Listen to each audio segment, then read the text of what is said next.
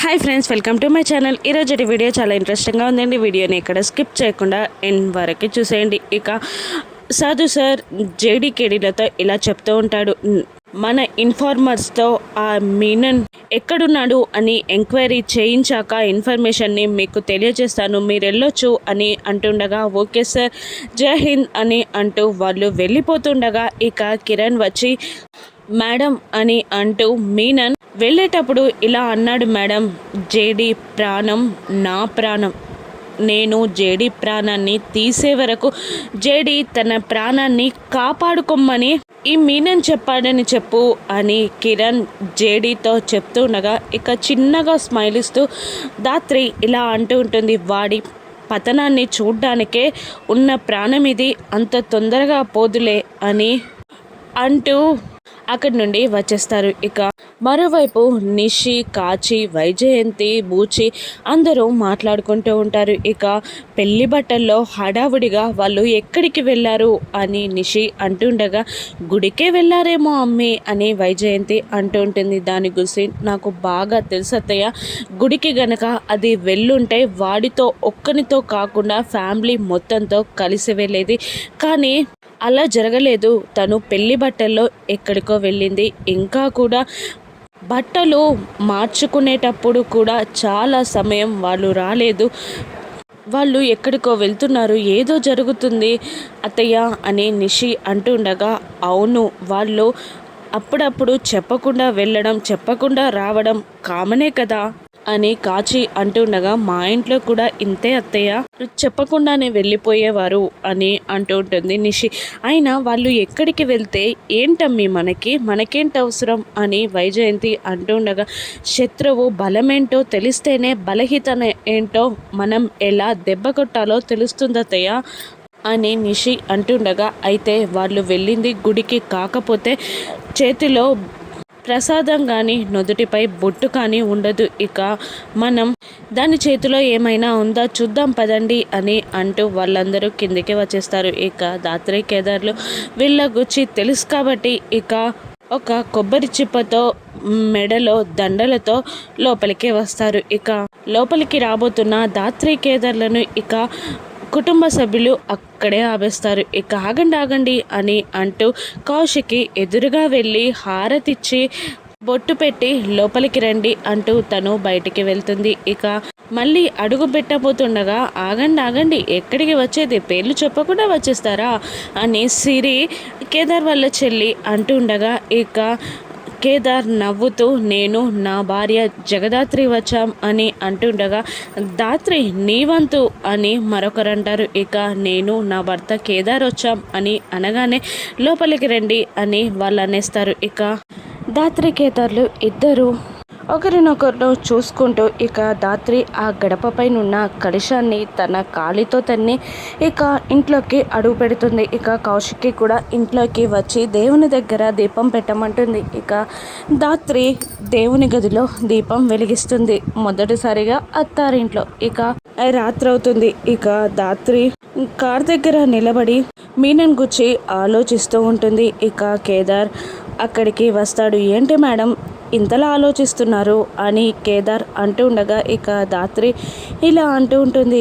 మీనన్ గుచ్చే ఆలోచిస్తున్నాను కేదార్, ఈసారి మీనన్ మన పైన గెలిచాడు, అంతేకాకుండా మీనన్ ఏదో పెద్దగా ప్లాన్ చేస్తున్నాడని నాకు అనిపిస్తుంది. ఇక ఎప్పుడు ఒక అడుగు ముందే ఉన్న నేను ఇప్పుడు మీనన్ చేతిలో ఓడిపోయినందుకు తట్టుకోలేకపోతున్నాను కేదార్ అని అంటూ ఉంటుంది దాత్రి. ఇక కేదార్ మన ప్రొఫెషన్లో గెలుపు ఓటములు సాధ్యమని నీకు తెలీదా దాత్రి అని అంటుండగా ఎవరు చేతిలో ఓడిపోయినా నేను ఊరుకుంటాను, కానీ మీనన్ చేతిలో మాత్రం నేను ఊరుకోలేను అని దాత్రి అంటుండగా ఇక దాత్రి వైపు అదోలా చూస్తూ ఉంటాడు కేదార్. ఏంటి అలా చూస్తున్నావు అని దాత్రి అంటుండగా ఇక పెళ్ళై 10 గంటలు కూడా కాలేదు, అప్పుడే మా మేడం డ్యూటీ చేసేస్తుంది అని ఆలోచిస్తున్నాను అని అంటుండగా, అదేంటి అలా మాట్లాడుతున్నావు అని కాస్త విసుగ్గా అంటుంది ధాత్రి. ఇక కేదార్,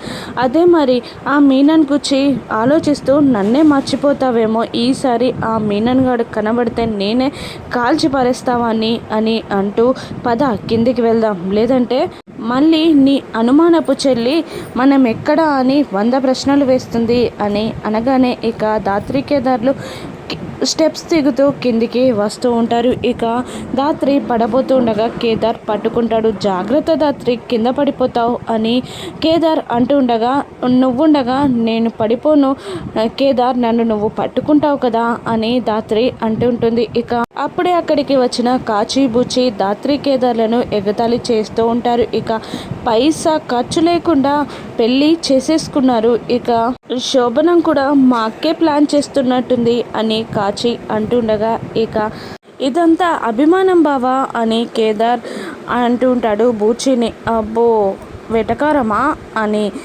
బూచి అంటుండగా, కాదు మమకారం అన్నయ్య అని అంటుండగా, అంత కారం మాకు అవసరం లేదమ్మా అని బూచి అంటుండగా, ఇక కమలాకర్ పరుగున లోపలికి వస్తూ ఉంటాడు. టీవీ ఆన్ చేయడానికి ట్రై చేస్తూ ఉండగా ధాత్రి, ఏమైంది మామయ్య అంత కంగారుగా ఉన్నారు అని అంటూ అడుగుతూ ఉంటుంది. ధాత్రి ముందుగా టీవీ రిమోట్ ఎక్కడుందో చూడమ్మా అని అరుస్తూ ఇంట్లో వాళ్ళందరినీ పిలుస్తూ ఉంటాడు. ఏమైంది అని సుధాకర్ అంటుండగా టీవీ ఆన్ చేస్తాడు కమలాకర్. ఇక టీవీలో న్యూస్ ఇలా ప్లే అవుతూ ఉంటుంది.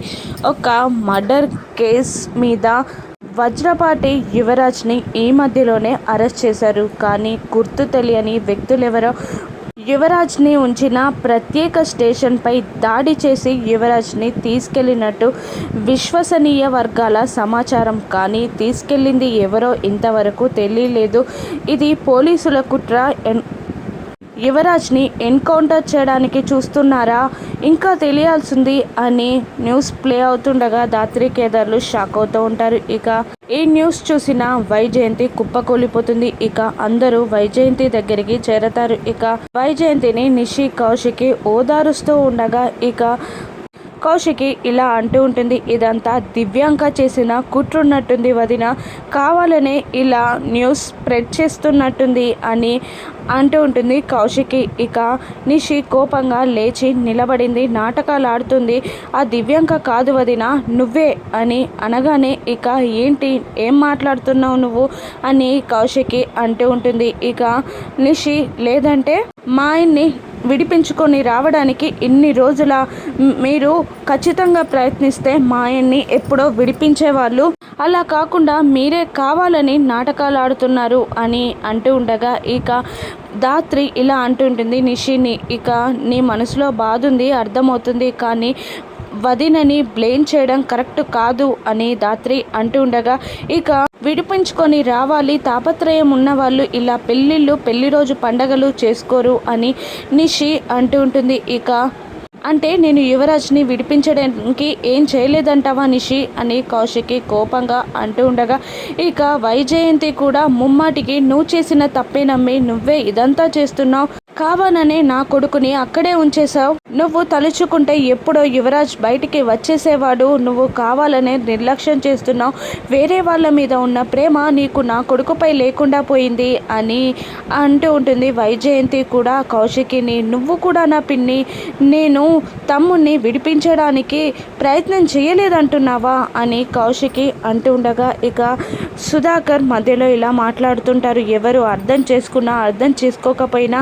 యువరాజ్ని విడిపించే ప్రయత్నంలో కౌశికి ఏ పొరపాటు కూడా చేయలేదు, అది నాకు తెలుసు అని అంటూ ఇక ఇలా అంటూ ఉంటాడు సుధాకర్. ముందుగా స్టేషన్కి వెళ్ళి యువరాజ్ కండిషన్ ఏంటో చూసొద్దాం పద అని సుధాకర్ అంటుండగా, మన లాయర్ని ఆల్రెడీ స్టేషన్కి పంపానన్నయ్య, కానీ అక్కడ ఎవరిని ఎలవ్ కూడా చేయట్లేదంట అని అనగానే, నేను ఇప్పుడే మినిస్టర్ తోటి హెచ్ఆర్సీ వాళ్ళతో మాట్లాడతాను అని అనుకుంటూ కౌశికి ఫోన్ పట్టుకొని బయటికి వెళ్ళిపోతుంది. ఇక మళ్ళీ అప్పుడే ధాత్రి కేదార్లకు సాధు సార్ కాల్ చేస్తూ ఉంటాడు. కౌశికి లోపలికి రానే వచ్చేస్తుంది. ఇక నేను మినిస్టర్ గారితో హెచ్ఆర్సీ వాళ్ళతో కూడా మాట్లాడాను, వాళ్ళు కనుక్కుంటామని చెప్పారు అని అంటూ ఆ జేడీ పైన యుద్ధం ప్రకటించైనా కూడా తమ్ముణ్ణి నేను కాపాడి తీసుకొస్తాను పిన్ని అని అంటూ ఉంటుంది కౌశికి. ఇక దాత్రి కేదార్లు కాల్లో కూర్చొని మాట్లాడుతూ ఉంటారు. ఇక సాధు సార్ ఇలా అంటూ ఉంటాడు,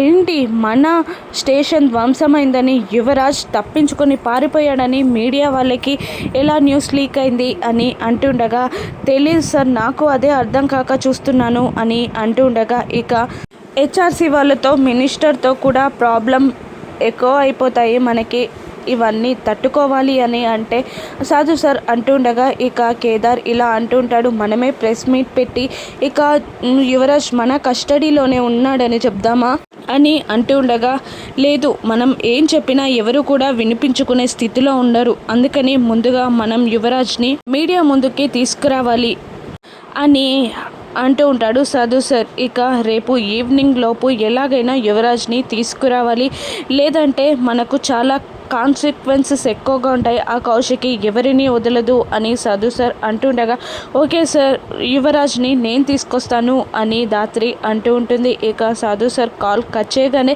హెచ్ఆర్సీ వాళ్ళు జేడీకి కాల్ చేస్తారు. ఇక ఏంటి మేడం, మనుషుల ప్రాణాలంటే మీకు లెక్కలేదా, పోలీస్ జాబ్ ఉండి జేబులో ఐడెంటిటీ కార్డు ఉంటే సరిపోతుందా, ఏదైనా చేసేయాలి అనుకుంటున్నారా, యువరాజ్ ఎక్కడున్నాడు ఏంటి, అర్జెంటుగా మేము యువరాజ్ని చూడాలి అని హెచ్ఆర్సీ వాళ్ళు అంటుండగా, ఇక జేడీ అది సార్ అనబోతూ ఉండగా, అంటే న్యూస్లో వచ్చింది నిజమే అన్నమాట, యువరాజ్ మీ కస్టడీలో లేడన్నమాట, ఇక రేపు సాయంత్రం మెజిస్ట్రేట్ ముందు యువరాజ్ని కనుక మీరు ప్రొడ్యూస్ చెయ్యకపోతే ఇక మీ ప్రొఫెషన్, మీ జాబ్స్, మీ లైఫ్ అంతా స్మాష్ అయిపోయినట్టే, అక్కడికే ఎన్ కార్డ్ పడినట్టే, ఇక కోర్టు చుట్టూ తిరగడానికి రెడీగా ఉండండి అని అంటూ గట్టిగా వార్నింగ్ ఇచ్చి హెచ్ఆర్సీ మెంబర్ కాల్ కట్ చేస్తాడు. ఇక జేడీ ఇలా అంటుంటాడు, ఇక మీనన్ ఏదో పెద్దగా ప్లాన్ చేయబోతున్నాడు అని అంటుంటే నేను లైట్గా తీసుకున్నాను, ఎలాగైనా యువరాజ్ని పట్టుకోవాలి అని కేదార్ అంటుండగా, ఇక లేదు, వాడు ఇంకా ఏదో ప్లాన్ చేస్తున్నాడు, చాలా పెద్దగా ప్లాన్ చేస్తున్నాడు, మనం కనుక్కోవాలి అని అంటూ ఉంటుంది దాత్రి. ఇక మరోవైపు యువరాజ్ మందు తాగుతూ చిల్ అవుతూ ఉంటాడు. ఇక దేవాని మీనన్ అన్నీ కరెక్ట్గా జరుగుతున్నాయా అని అడుగుతుండగా, అన్నీ కరెక్ట్గా జరుగుతున్నాయి బాయ్, అన్నీ నేనే పక్క నుండి చూసుకుంటున్నాను అని దేవా చెప్తూ ఉంటాడు. ఇక యువరాజ్ దగ్గరికి మీనన్ వెళ్తాడు. Thank you boy, thank you, నా కోసం ఇంత చేస్తావని నేను అనుకోలేదు అని అంటూ ఉండగా, ఇక మీనన్ మనిషి పైన చెయ్యి వేస్తే నేను ఊరుకుంటానా అని మీనన్ అంటూ ఉండగా, ఇక నువ్వు కొట్టిన దెబ్బకి ఇక జేడీ విలవిలలాడిపోయి ఉంటుంది అని అంటూ, లేదంటే నన్నే అరెస్ట్ చేస్తుందా అని అంటూ ఉంటాడు యువరాజ్. ఇక అవన్నీ నేను చూసుకుంటాను, నువ్వు చిల్లవు యువరాజ్ అని మీనన్ అంటూ ఉంటాడు. ఇక ఒక్కసారి నా వైఫ్కి కాల్ చేస్తాను బాయ్, పిన్ని బాబాయ్, నా వైఫ్ నేను ఎక్కడున్నాను అని చాలా టెన్షన్ పడుతూ ఉంటారు, ఒక్కసారి మాట్లాడతాను బాయ్ అని అంటుండగా, నీకోసం నా ప్రాణాన్ని ఇస్తాను, నా ఫోన్ని నేను ఇవ్వలేనా యువరాజ్ అని మీనన్ కన్నింగా మాట్లాడుతూ ఉంటాడు. ఇక మీనన్ ప్లాన్ ఏంటి, నిజంగానే యువరాజ్ని చంపి జేడీని దెబ్బ కొట్టాలని మీనన్ చూస్తున్నాడా, ఇక మీనన్ నుండి జేడీ యువరాజ్ని ఏ విధంగా కాపాడనుందో రానున్న ఎపిసోడ్స్లో చూద్దాం. Thank you for watching.